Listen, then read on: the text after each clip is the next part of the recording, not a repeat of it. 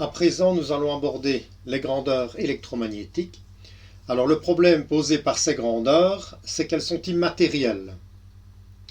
Alors pour rendre l'exposé plus facile à comprendre, nous allons travailler au moyen d'une analogie. Si vous n'êtes pas familier avec le concept de l'analogie, vous allez très vite comprendre de quoi il s'agit. Nous abordons maintenant l'expérience du bout de fil tendu. Alors le bout de fil, le voici. Il est maintenu tendu par mon doigt, ici, par mon pied là-bas, et je vais écarter la corde de son poids d'équilibre. C'est l'ancêtre de l'instrument de musique à cordes. Je peux gratter plus fort. Donc vous constatez que la sollicitation apportée, qui consiste à gratter la corde ou à l'écarter de son poids d'équilibre, ne produit pas un son clairement audible. Passons à l'expérience suivante. Il s'agit d'un autre fil tendu, d'une corde plus précisément, c'est la corde tendue sur une guitare. Même expérience, j'écarte la corde de son poids d'équilibre.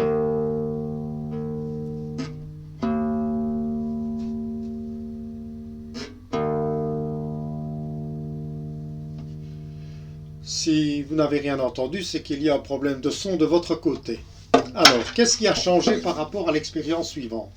Bon, bien sûr, ici, ce sont des cordes appropriées, mais ce qui est surtout très important, c'est que maintenant, la présence d'une caisse de résonance va amplifier le signal. C'est ce qui nous permet de le rendre audible. Au stade actuel de la présentation, j'ai besoin de votre avis. Donc, imaginons que je veuille animer un groupe avec une guitare et que je sois bien sûr un musicien expérimenté. À votre avis, est-ce que je peux animer un groupe qui comporte maximum 15 à 20 personnes? Ou est-ce que je peux éventuellement animer un groupe qui en comporterait 100 à 200? Voire même, troisième cas possible, est-ce que je pourrais animer avec une seule guitare un groupe qui comporterait 500 à 1000 personnes? Je vous laisse réfléchir. Donc voici la question posée à l'écran. J'ai ajouté une condition. Il s'agit d'une guitare sèche, bien sûr, donc pas d'une guitare électrique avec un amplificateur. Et vous trouvez également les 3 cas de figure possibles. Voici la réponse à la question. Certains d'entre vous avaient certainement opté pour 15 à 20 personnes. C'est tout à fait exact si on part du principe que nous sommes dans une prairie autour d'un feu de camp. D'autres ont adopté le choix 100 à 200 personnes. C'est correct également dans l'hypothèse où nous nous trouvons dans une chapelle dont l'acoustique a été étudiée de façon appropriée. Enfin, certains auront choisi 500 à 1000 personnes, cela pense aux vacances, pourquoi pas, si on se trouve dans un amphithéâtre romain et si bien entendu le musicien se trouve au centre de la scène. J'ai voulu aborder cette question pour sensibiliser les étudiants au fait que si les formules de base sont assez simples, il y a malheureusement de nombreux paramètres qui peuvent interférer. Voilà, au stade actuel, nous allons faire le lien entre ce que nous avons vu en acoustique et l'électromagnétisme. Alors rappelez-vous, la première étape abordée en acoustique, c'était la sollicitation. Eh bien, si vous disposez d'une bobine et que vous y injectez un courant continu, vous allez produire un champ magnétique.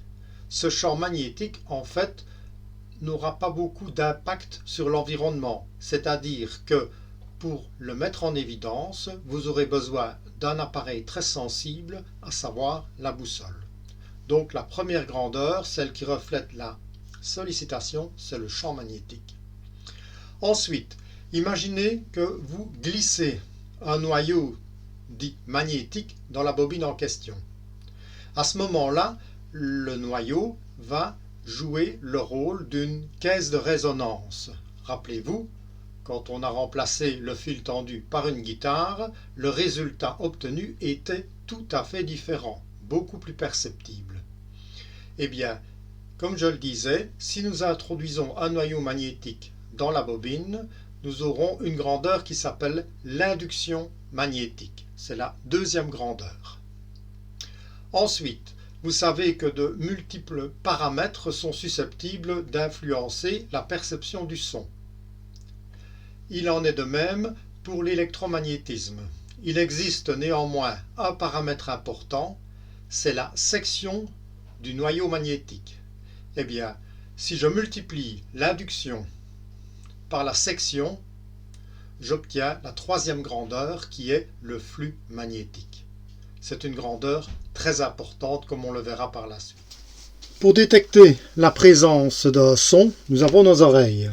Pour détecter la présence d'un champ magnétique, nous devons faire appel à un outil tout simple qui est par exemple un tournevis. Je reproduis ici une expérience que tout le monde a déjà réalisée dans son enfance. Alors, pour la suite de l'expérience, nous disposons d'une bobine que voici, qui comporte environ 2000 spires. Nous disposons également d'un multimètre réglé sur la position ampère, donc le courant, pour la mesure du courant. Et enfin, caché ici en bas, une alimentation à courant continu. Alors, si j'ai caché cette alimentation, c'est en fait parce que si je la rapproche de mon plan de travail, eh bien, j'obtiens des phénomènes tout à fait surprenants. Allons-y.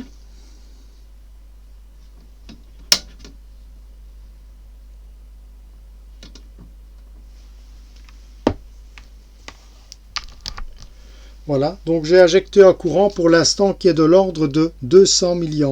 J'arrive à 200, donc je vous le montre. Voilà, nous sommes à peu près en fait à 211 mA. Je vais rechercher la présence du champ magnétique avec mon tournevis. Je n'observe aucun effet sensible.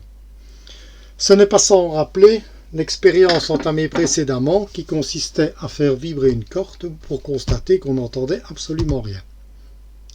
La différence, c'est que dans ce cas-ci, je dispose d'un appareil très sensible qui me permet de détecter la présence d'un champ magnétique éventuel s'il est très faible. Alors voici la boussole que tout le monde connaît. Mon plan de travail comporte un axe nord-sud et l'axe ouest-est. La bobine se trouve sur l'axe ouest-est. Je maintiens la boussole au centre des deux axes. Je réoriente le tout. Voilà. Donc normalement, vous devriez pouvoir observer que la boussole indique bien l'axe nord-sud. Je vais recommencer l'expérience en augmentant le courant. Et qu'est-ce que je constate? Je vous le montre tout de suite. C'est que la boussole a dévié de environ 30 degrés. J'augmente encore là. Voilà. Comme ça, elle a dévié de approximativement 45 degrés. Cette expérience est assez intéressante dans la mesure où elle montre que la boussole est soumise en fait à deux champs magnétiques, le champ magnétique terrestre, mais également un champ magnétique qui provient de la bobine. Compte tenu du fait que l'aiguille se trouve maintenant à 45 degrés entre les deux axes, on peut en conclure qu'à cet endroit-là, la bobine produit un champ magnétique identique en amplitude à celui qui est produit par la Terre.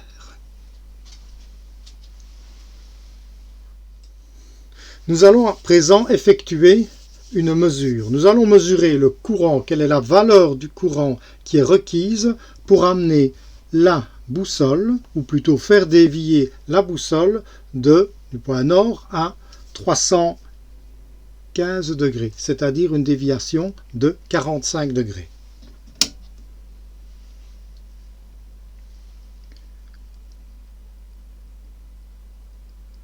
Voilà.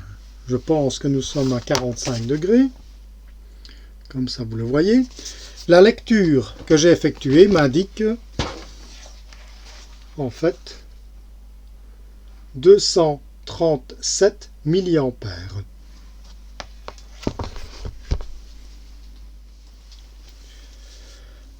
À présent, je vous invite à vous souvenir de l'expérience que nous avons réalisée quand nous parlions d'acoustique. Dans un premier temps, nous avions tendu un fil, j'ai sollicité ce fil et vous n'avez rien entendu. Ensuite, j'ai pris la guitare, on y trouvait un fil tendu au-dessus de la caisse de résonance et à ce moment-là, vous avez remarqué que le résultat était tout à fait audible. Eh bien, faisons la même chose dans le cas présent, c'est-à-dire que je vais prendre une caisse de résonance, mais comprenez-moi bien, la caisse de résonance magnétique n'a rien à voir avec la caisse de résonance acoustique. Il s'agit d'un noyau de fer doux. Alors, je vais alimenter la bobine. Je vais également prendre un tournevis.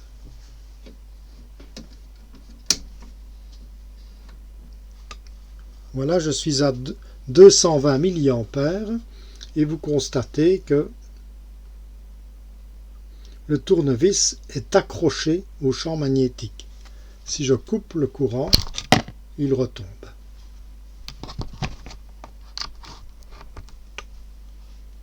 Voilà. Je coupe, voilà, il est tombé. Vous devinez aisément que dans ces conditions, je ne peux effectuer aucune mesure. Néanmoins, rien ne nous empêche de prendre la boussole et d'effectuer une comparaison des valeurs de courant. Donc, voici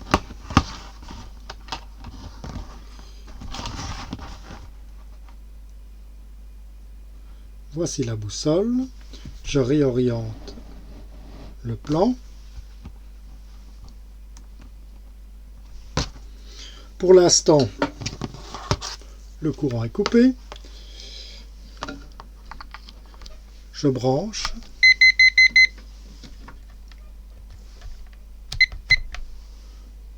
Voilà. Oula, je suis déjà trop loin. Je vais m'efforcer de ramener l'aiguille à 45 degrés. Voilà, j'y suis. Eh bien, je vous montre le courant. Nous sommes à 17 milliampères et vous pouvez constater que l'aiguille est bien décalée de 45 degrés.